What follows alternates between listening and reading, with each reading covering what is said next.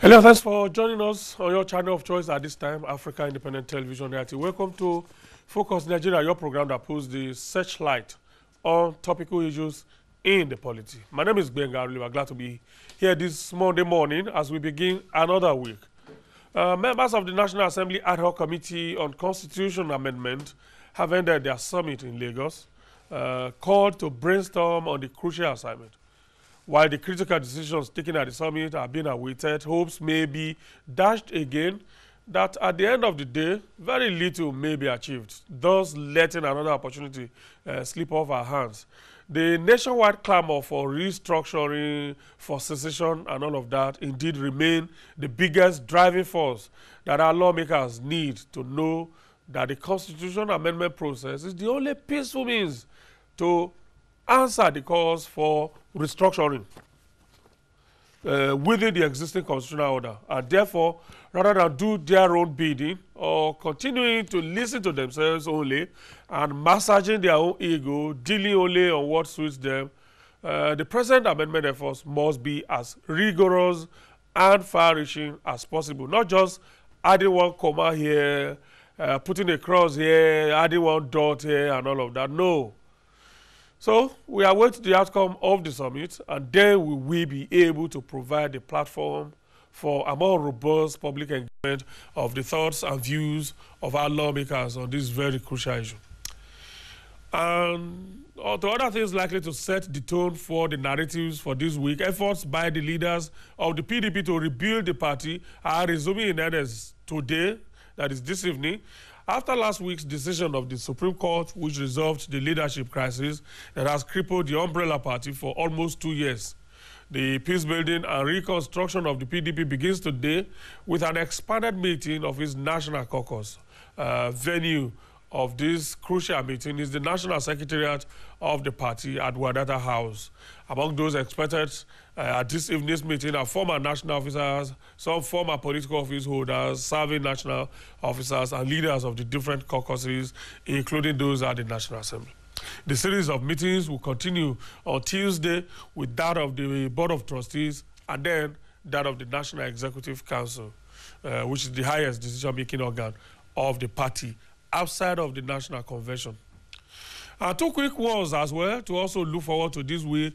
The news that the executive might go to the court, that's the Supreme Court, on the supremacy struggle with the legislature is pleasing, and one development to look forward to this week, really. Hopefully, all the questions should be set for the Supreme Court on who can do what, on the issues of budgeting, the issue of control over public officers appointed by the president, and of course, lately, whether some category of executive appointments or executive appointees require Senate confirmation. If the Supreme Court follows its established tradition, the views of senior lawyers, senior legal heads will also be sought as amicus curiae, or friends of the court, to help resolve these issues and assisting the Supreme Court in taking informed positions on the questions. And also the recall issue involving Senator Dino Melaye, the senator representing Kogi West. The news that the Chief Justice of Nigeria has waded into the matter at the instance of INEC is also salutary. Indeed, it caused for worry that a judge of a high court grants a stay of proceedings in a matter that is strictly on a constitutional timeline, and then adjourns the hearing of the case to when the time for doing that thing would have completely lapsed, thus destroying the rest. Now, kudos to INEC for being proactive here, and contrary to those asking what is INEC's interest here, well, INEC has a huge interest. The interest is clear. It's the maintenance of the rule of law. Now, once a recall process is flagged off, like an election, it behoves on INEC to defend all his actions. A recall is nothing but an election. It's the reverse side of election, really. Simple. You elect a legislator into office, and when he's misbehaving, you remove him through a recall. And you vote to recall him, just as you vote to send him in. You vote to bring him back. It's by the same people, really. The same people that elected him in the first place are the same people that are voting to recall him. All that drama going on in the Senate is just nothing but the drama of the absurd, really, by people who have left their core responsibilities to engage in what I would call our keri-keri, Papi Lulu and Aderukpoko and Co. Anyway, they have so many of them now, dancers, singers, and all of that. What do you expect? Anyway, these are the issues that will set the political narratives this week. That's not also to discountenance events that may happen in the National Assembly if they decide to do something serious. Of course, they will resume plenary tomorrow. So we also look forward to that. All right, let's set the template for our discussions this morning. Now, if you are a close watcher of the politics of Rivers State in the last 2 years or so, one name that you probably should be familiar with by now, you know, apart from the main combatants, former governor, now Minister of Transport, Right Honorable Rotimi Ameachi, and of course, his successor, Governor Livingstone Weche. Apart from those two, one other name that you should be conversant with by now is Livingstone Weche. Now, Livingstone Weche, now you want to ask, who is he? Okay. You remember the group called the Integrity Group?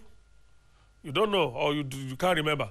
Now, that was a group that launched scurrilous attacks against former Governor Rotimi Ameachi and did everything, including going to court, to stop the nomination of the former governor for ministerial appointment in 2015. Although the Integrity Group failed in that bid, it was unrelenting in its series of attacks on the person of the former governor, producing a series of documentaries which is sponsored on both the conventional media and, of course, the social platform. But 2 years on, the Integrity Group has turned a new leaf, as it were, as its battles to defend its claims in respect of libel suits instituted by the former governor. Livingstone Weche is one of the faces or forces behind the Integrity Group. And his story is like that of, should I say the story of the Integrity Group as a whole, is like that of Saul that became Paul after traveling that very road, the road to Damascus, when Saul became Paul. Born again, that is. Livingstone Weche will be joining me shortly, and is the latest development in the ever-changing phase of politics in Rivers State. And it's a classical example of that saying in politics, which is that there are no permanent enemies, but there may be permanent interests. I'll be right back with Livingstone Weche after this short time. I noticed before the Nigerian Senate that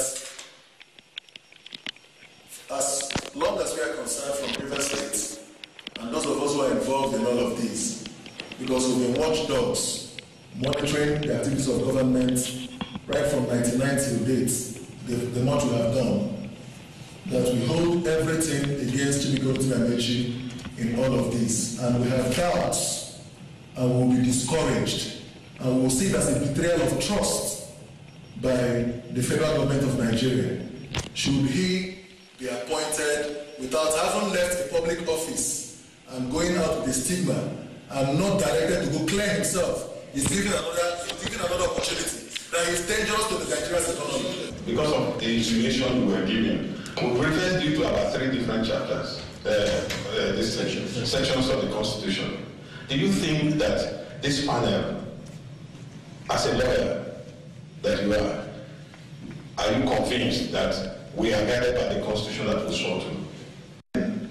With all due respect, sirs, the provisions I've read are very clear, and it places emphasis on conviction, which is indictment. Is there anything like indictment? I'm coming.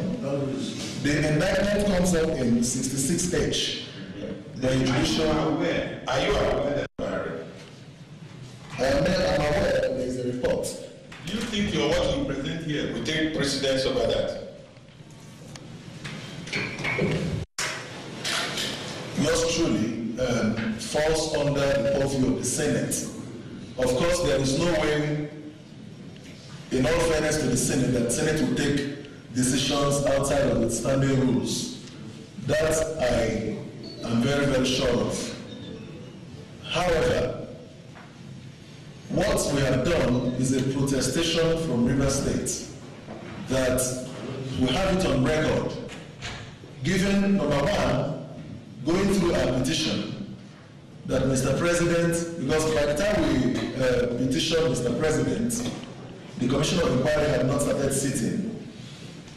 And even at that, I'm not holding brief for the Commission because the Commission was set up by government.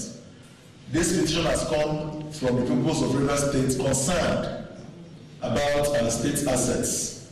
And on that note, having also attached and affixed relevant documents, and also giving Mr. President's pledge that he will not allow or condone any person who may be found wanting or having any corruption stigma to find a place in his government.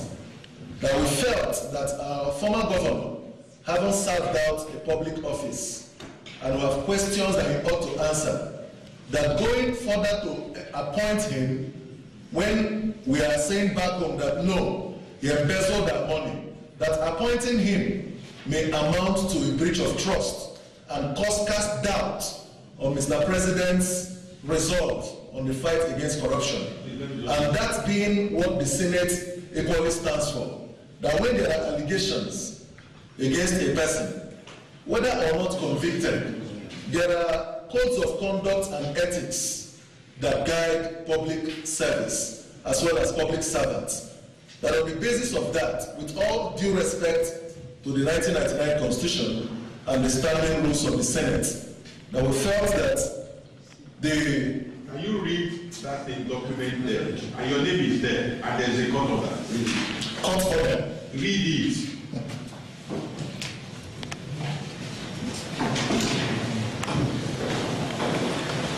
Legal practitioner, okay.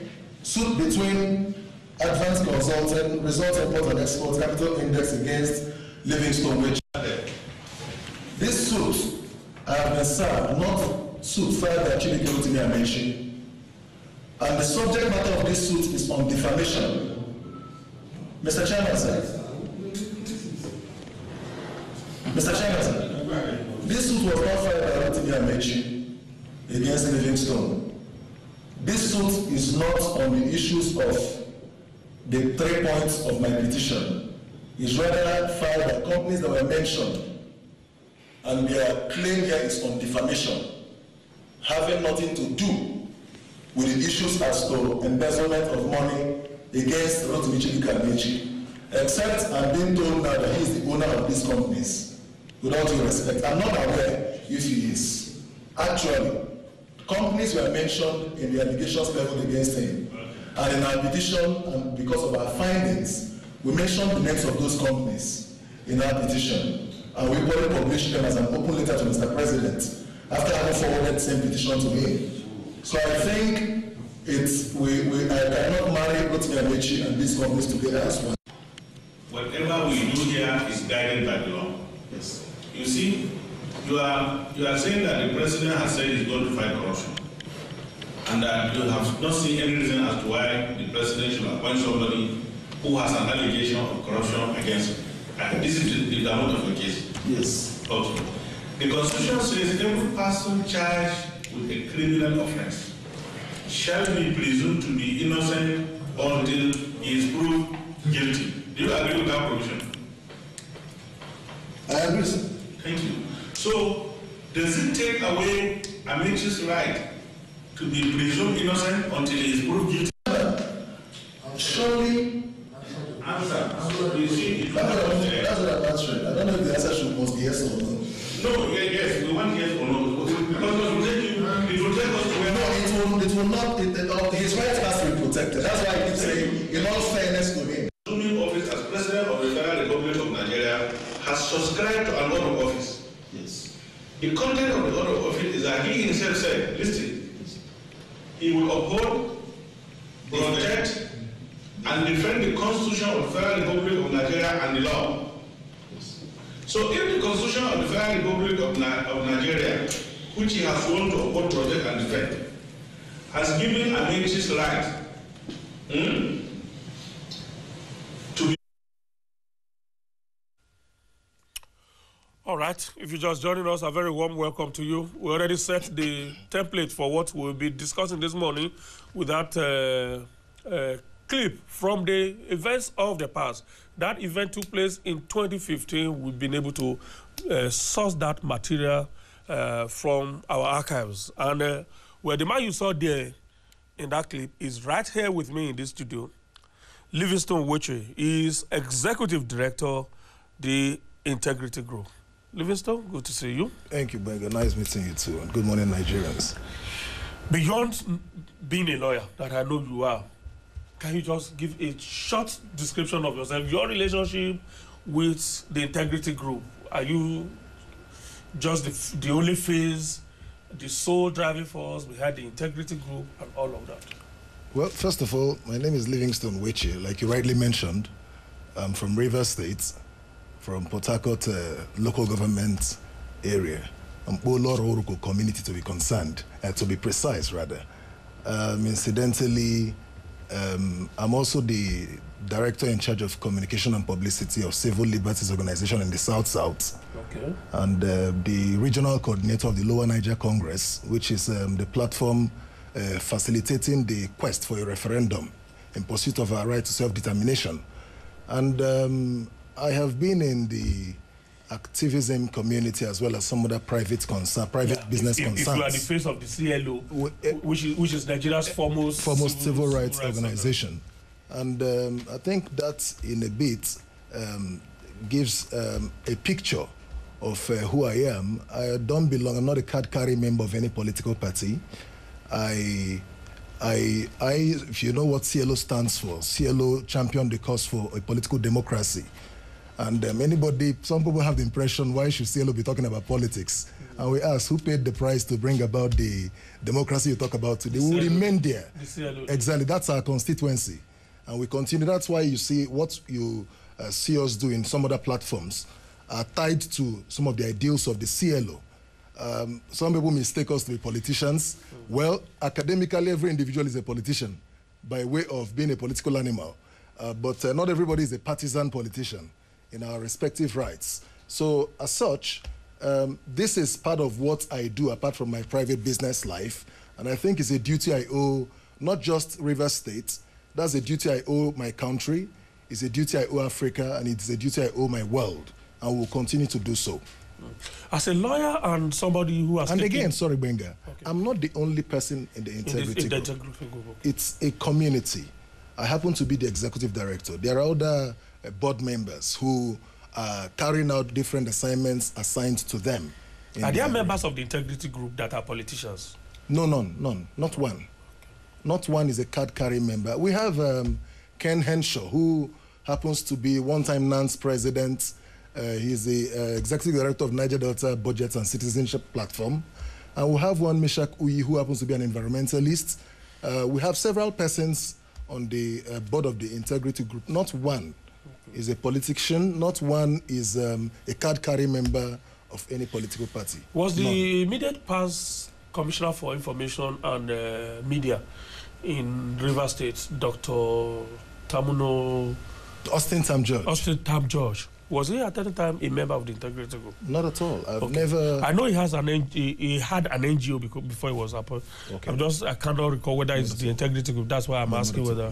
Okay, the Integrity Group is actually... Okay, I think it's only something center. Yeah, the Integrity Group is actually incorporated with the CAC as the Integrity Friends for Truth and Peace Initiative, also known as the Integrity Group. That's what it's incorporated as. As a lawyer, as somebody who has been in human rights activism, social justice crusade and all of that for a very long time, yes, I take it that you should be a man of very deep convictions. Exactly. If you are convinced about an issue, yes, you plunge into it. Exactly. Now let's get back to the roles that the Integrity Group played. We saw you there. Yes. In the clip I played just now. It was you. Yes, exactly. You can't deny that. Really. That was an attempt to scuttle the ministerial chances of the immediate past governor of Rivers State. Let me say this. The video you just played is a reflection of an individual or a group of persons, or is a reflection of what plays out when a person who is asking questions on governance, probity, and transparency is confronted with documents and materials believing same to be reliable, touching on questions on corruption and public funds. As a matter of fact, what we did was in good faith in asking questions, because the origin of some of these questions dates back to the Odile administration, down to the Ameachi. I've not been a friend of any of these administrations because of where we stand, particularly on CLO platform. We've always been seen as enemies at opposition. As a matter of fact, a fellow who was sometime chief of staff of Government House, upon a protest, announced to the media that I'm an enemy of their government under Ameachi's administration, and said that my name is in their black books. So the threat and the blackmail and all of those things didn't start today. So we asked these questions as part of our engagements with government in terms of accountability, and made contact with the current administration, the Wike-led administration, and were furnished with documents, believing that having come from the Government House, having come from the River State government that is it, that such documents can be tendered anywhere, believing same to be true. And we acted in confidence of that document and carried out the actions we carried out in demanding that the relevant anti-graft agencies and other relevant authorities should investigate Rotimi Ameachi on these allegations, as well as some persons who served in his government. Time has played out only for us to realize that these documents, every document used to indict Rotimi Ameachi, both at the level of the Senate, at the level of the EFCC and the ICPC and every other agencies we supplied these petitions to, were all politically fabricated and forged documents by governments. Now, let me give you the foundation of what I'm saying. Part of what played out after we submitted these petitions is that we kept probing into the matters, and we asked for both certified true copies of these documents. As a matter of fact, a gentleman who serves in the current administration did a publication that went viral to the effect that Rotimi Ameachi has a bank account in the United States of America, and that Christiana Amampo of CNN did a special report on Rotimi Ameachi, and everybody believed it hook, line, and sinker. And we took on that matter, and when you hear about CNN and Christiana, particularly these stations, just like AIT, for Africa and the rest of them, you believe the kind of reports that they issue out. But we searched for links. It couldn't have been just a few persons that watched CNN on that day. And they say it was Christiana Amampo that disclosed all of these. I contacted some of my lawyers in the US, and they made some of their findings. And several people have made findings asking, particularly on these links and then these banks, only to discover that these were just propaganda, and none of those things existed. And Rotimi Ameachi, the former governor, had gone to court challenging the River State government, the PDP, Jerry Nidam, and the state chairman of the party in the state, claiming monies to the tune of 700 billion naira. 3 different suits, 300 billion on 2 flanks, and then 100 billion.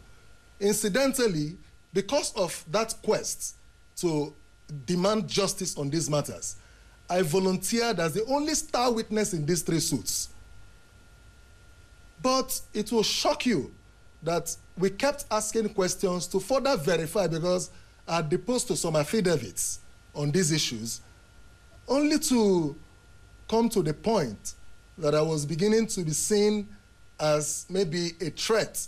I was asking too many questions.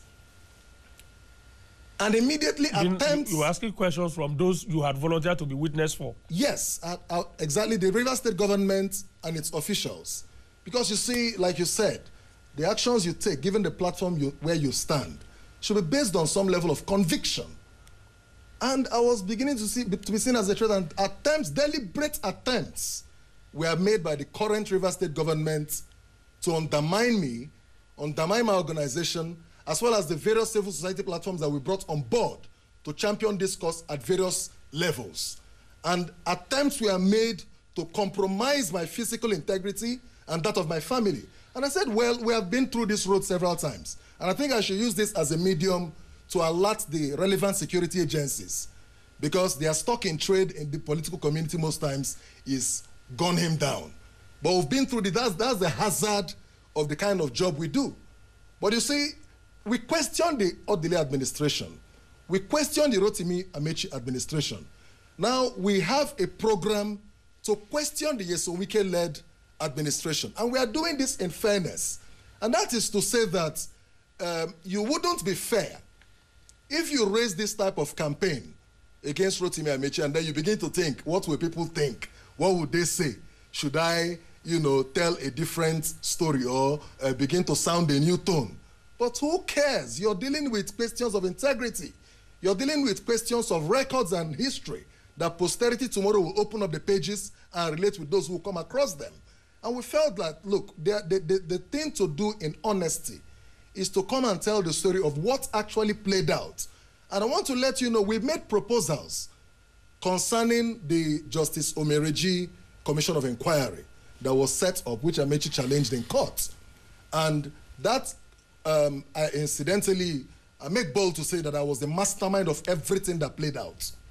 I drew the design, drew the script of that panel, the proposal. Panel of inquiry. Exactly, part of the advice we gave to the government. When you were doing that, it was still based on the conviction that the documents that you said you got from some government officials exactly. were dependable. Exactly. Were the truth and nothing but the truth. Exactly. It was on the basis of that we went steps further. Beyond non-state actor advocacy, yeah. We had to suggest that the government also, having rode on the wings of Amechi is corrupt, Amechi is a thief, that they should also set up a statutory body to investigate this matter. And these are the same documents that commission, was tendered before that commission, in fairness to the justice and the members, because the court will always attend to documents whatever is presented. They are not the ones to source documents for you. So I make bold to say this, that every document that was submitted and canvassed in that commission of inquiry were all forged and politically fabricated documents. It was all politics. At what point did you make this discovery? I gave a background that we continued to ask questions and make further findings. It didn't start today. And that's why, as a matter of fact, at a point, we became an enemy of the security agencies. We didn't know who our enemies were anymore. Because the DSS in the States, we had a lot of engagements with them when attempts were made on my life. I am today in court with the Nigerian police on a 500 million naira suit and damages against them when they attempted to assassinate me in 2015 of August. And several other, 2016 of August, we are in court. I just had a judgment against the DSS and the court awarded 15 million naira in my favor. And, we're in court with several other, we were having battles left, right, front, back, and center. But you see, we didn't relent because we've always been through this path and God has been our protection. But I want to say this for the records, that the Wike-led administration, this is 2 years, the Commission of Inquiry by the Omereji group was set up in June 2015 and submitted their reports in October 2015. This is about 2 years and counting. The governor has boasted in different fora that he will prosecute Rotimi Ameachi, and he has not been able to do so. The reason is simple. He knows that those documents will be challenged. They were all forged. It's unfortunate that the Rotimi Ameachi group, lacked the media capacity, in my opinion, to contain what played out then, because I knew all their weaknesses, I knew all their shortcomings. I've been privileged to grow in the advocacy community, and we've gained a level of mastery, so we know how to strike. So I want to say that... Was that what the government tried to capitalize on? What? Looking for an organization that already had some level of credibility and some level of experience. Well, we started... In this work, and believing that whatever came out of the integrity group as at that time will be believable. Because all you need to do is just go on go on YouTube, just type the integrity group versus Ameachi. You see so many materials, documentaries and all of that, that you put out at that time. Exactly. Was the government trying to capitalize on the fact that... Well, obviously, there was extreme desperation. If you play back now, a lot of desperation, manifested that period. And there was a fierce battle between Rotimi Ameachi and Nyesom Wike. The River State story was headlined every other day on various media platforms. And we started what we did independent of these dramatis personae. And everybody will leverage on an opportunity somewhere. Nobody paid me to do what I did. I wouldn't come here to begin to bandy about that. Advantages were taken. Normally, politicians will look for popular questions, capitalize on them against their opponents. And we eventually, when they discovered this, we made contacts and they were willing to furnish us with documents. As a matter of fact, everything was done. If there was anything called the first whistleblower under the Buhari administration, I was the first.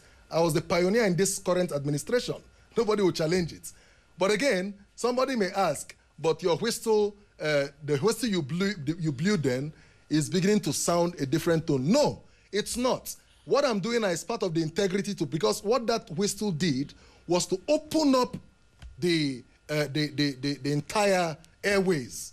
You began to see different groups asking questions and agitating on different fronts because somebody has to set the tone.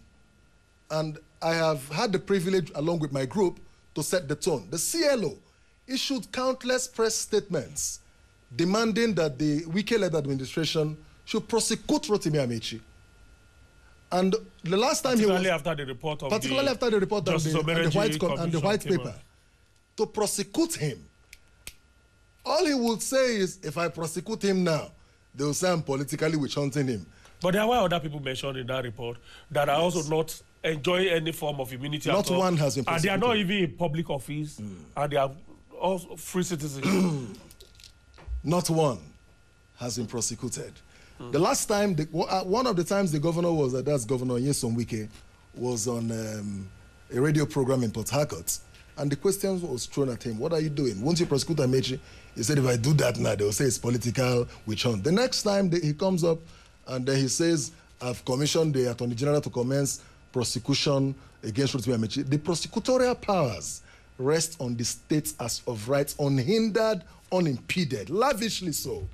But they know that these documents were forged. They cannot go ahead to prosecute him. The documents will be challenged in court. You kept saying that those documents were forged. Okay, before I take you on that, I also got another clip, something from one of those numerous documentaries that the Integrity Group produced, aired on conventional television stations, and also put on social media platforms. Just a small clip from one again, okay. And then we'll take ask questions based on that.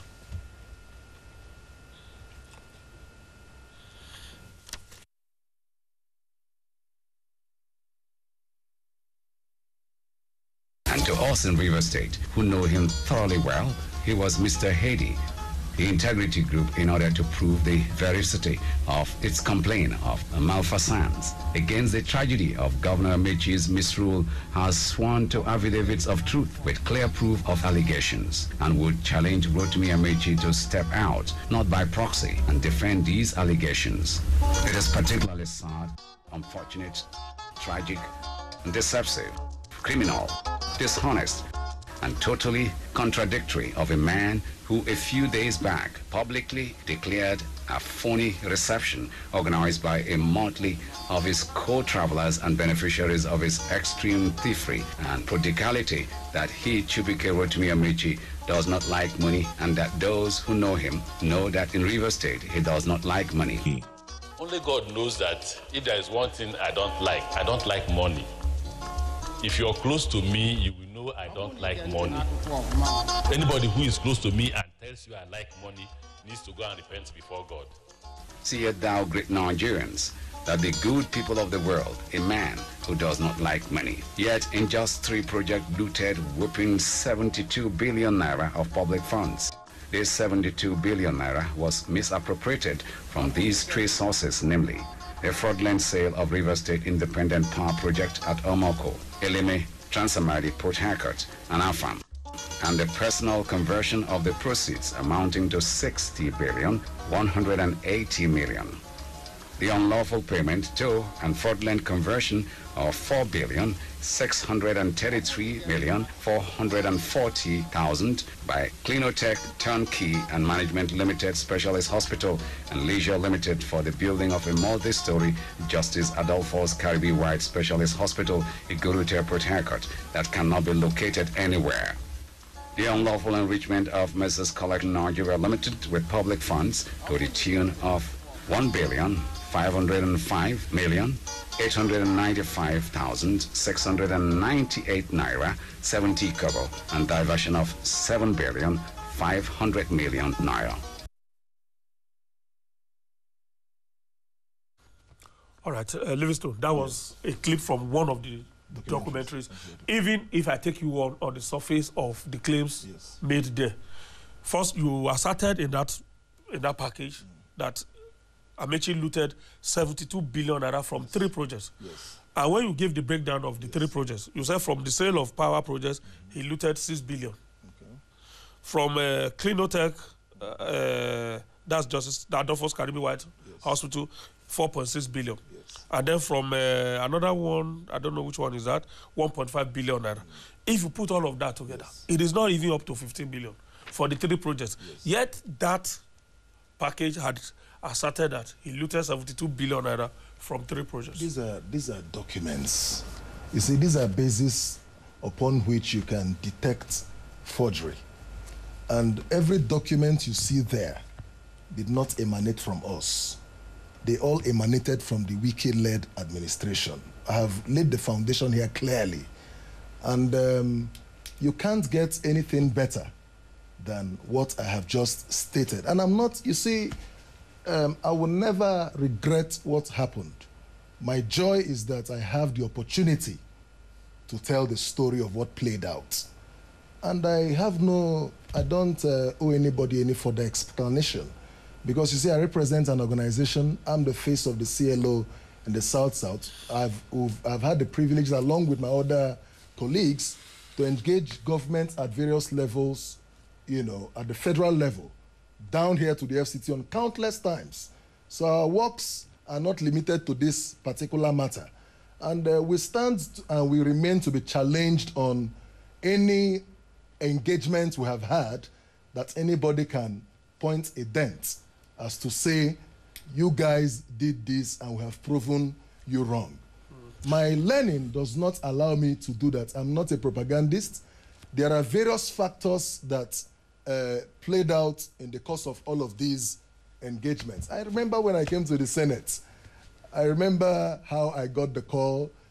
Just about an hour I was in Port Harcourt when I got the UPS, is it UPS, the parcel service document inviting me to the Senate about 10:30 in the morning. I needed to be at the Senate by 12. Rushing to the airport, and then I met an airline that was take off by 1 and got to the Senate committee room about 4 p.m. and that's when we started all of this. The video you saw was just a miracle because all the press, Rotimi Ameachi had come earlier in the day and media men had left to file in their reports.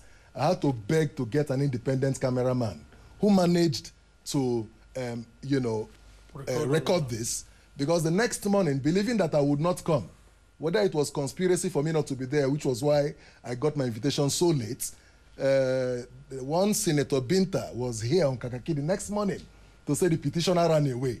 Because when their committee sat, I was not there and then she had left, believing that, how can you run away? These things were forged documents. The Wike-led administration. But you made an assertion that that package was based on clear proof of those malfeasance. You believe those documents? Yes, believing and relying on as a lawyer and as a human rights activist, yes, who knows what fairness and justice, equity means in human rights work. Yes. Did you at any time reach out to those that were accused by the government to find out their own side of the story? Because their own side of the story subsequently came out to each of those, particularly those 3 allegations. We saw all the publications they put up. And incidentally, let me say this thing is coming from a state government. It's coming from a state government. And we compared notes. I made a statement here that the the Ameachi side had its own right of reply, which it did. But again, we also had the difficulty establishing contact with them because we had been branded already. As probably agents, of course, as agents of Wike. You were here, it was on your show when Wogo Bombs and Ibim Seminary appeared and tore me into shreds on, on this matter, you know, which was part of their replies to these documents. But you see, time has played out. Demands have been made. He can't let him put prosecution on the table. That's what we're asking for. We're not asking for too much, which, of course, if he does that now, has already been overtaken by too many events. It has become totally unpopular. But you made the whole world believe that on these particular issues, that this man stole our money.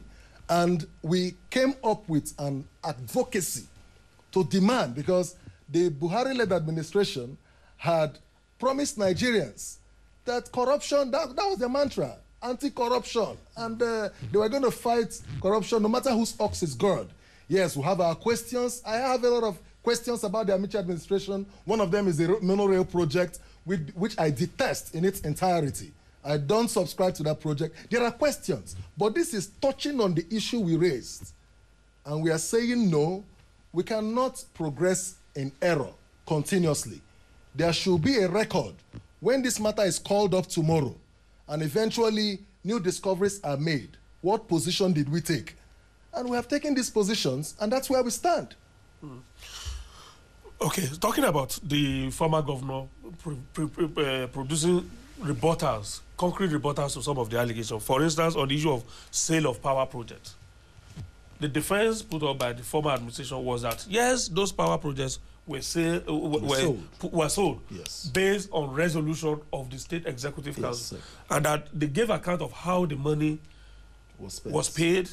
The company that bought it paid in dollars, and the government could probably have taken it to the central bank, but because the government wanted to make more money, decided to sell it to bureau de change operators instead at a higher rate.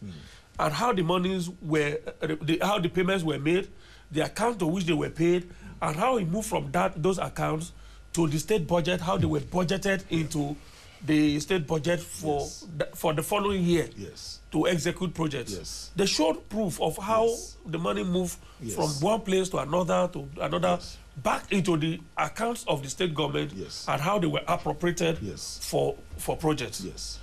Your package didn't take into cognizance all of those. Having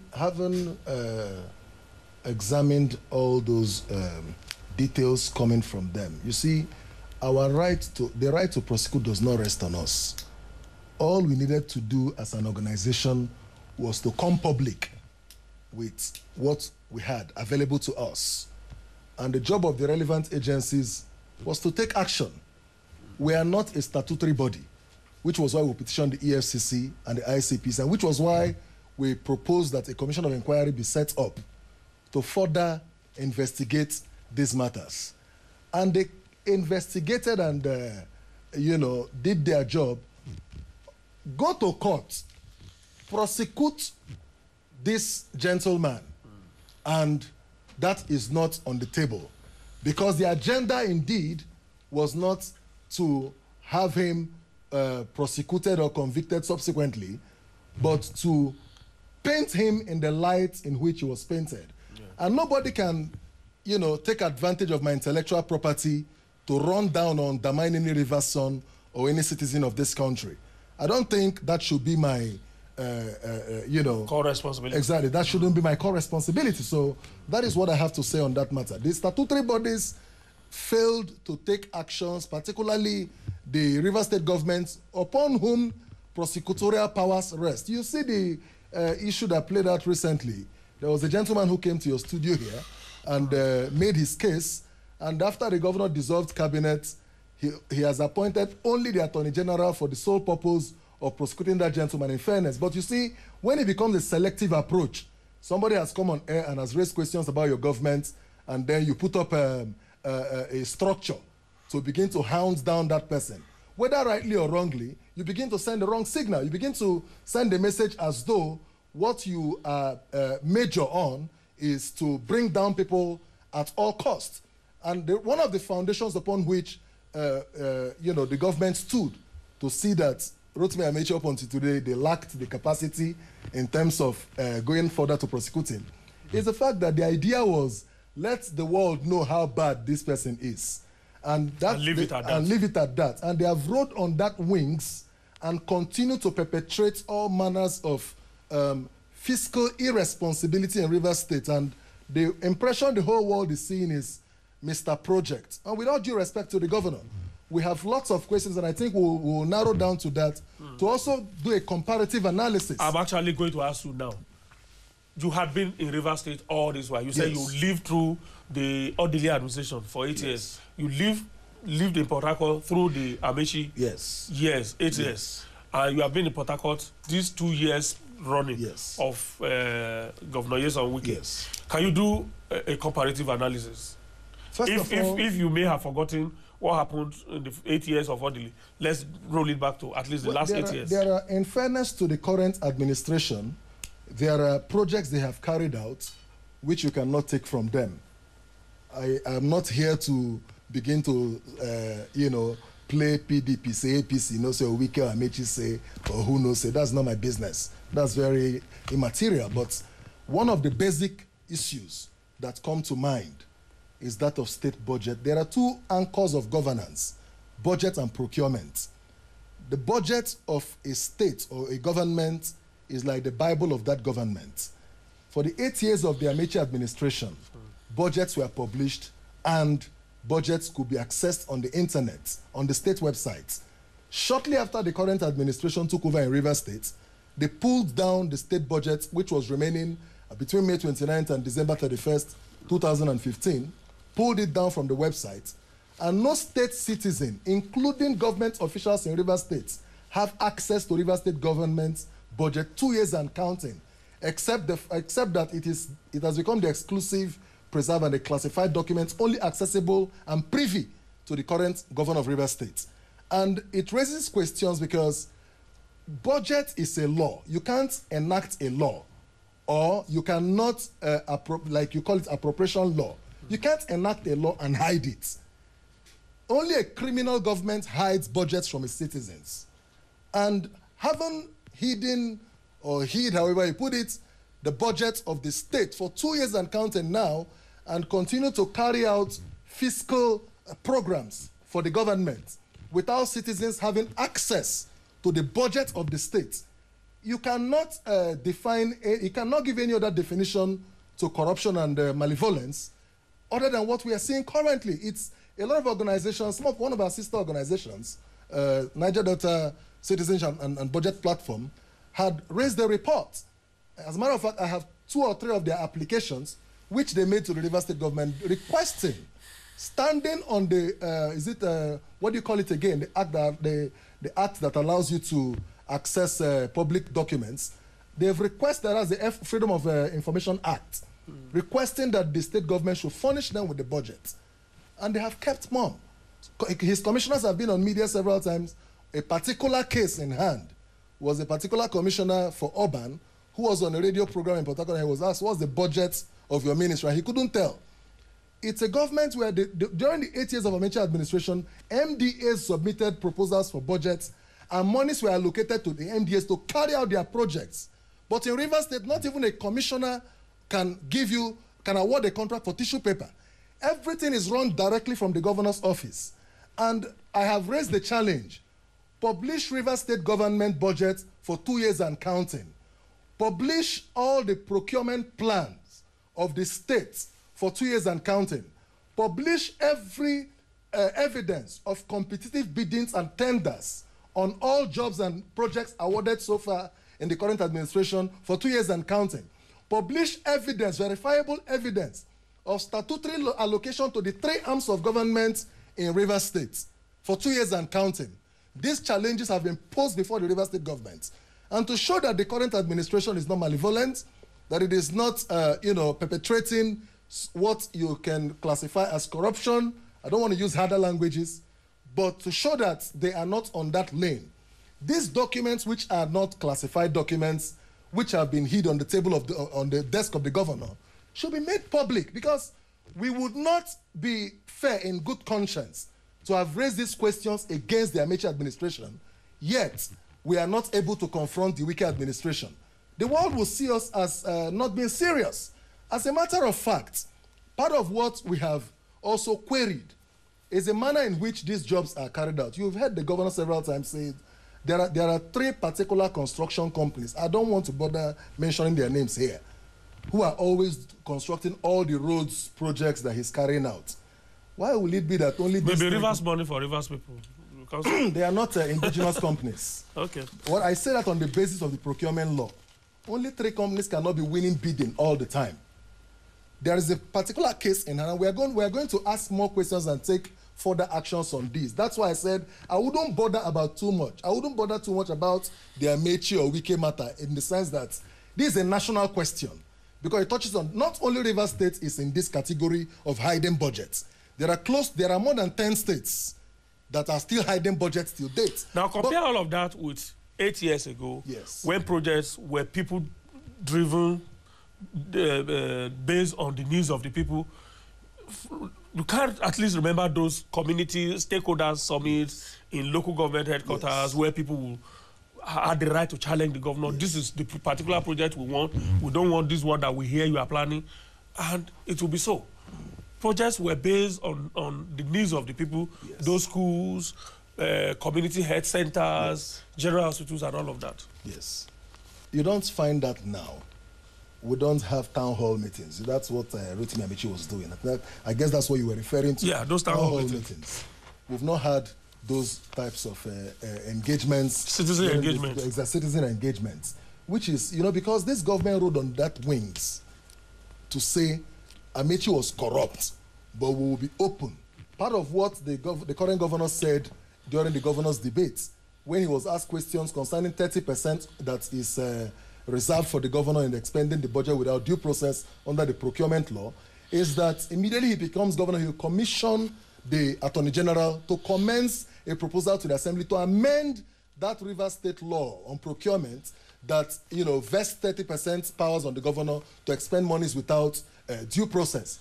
Up until now, that has not been done. He has inherited that privilege from that law, which we keep questioning, and up until today, that has not been done. So we are asking, keep to the promises you made to Rivers people, because not everybody is sufficiently intellectual to ask some of these basic intellectual and technical questions. Because what you see is a road somewhere has been constructed.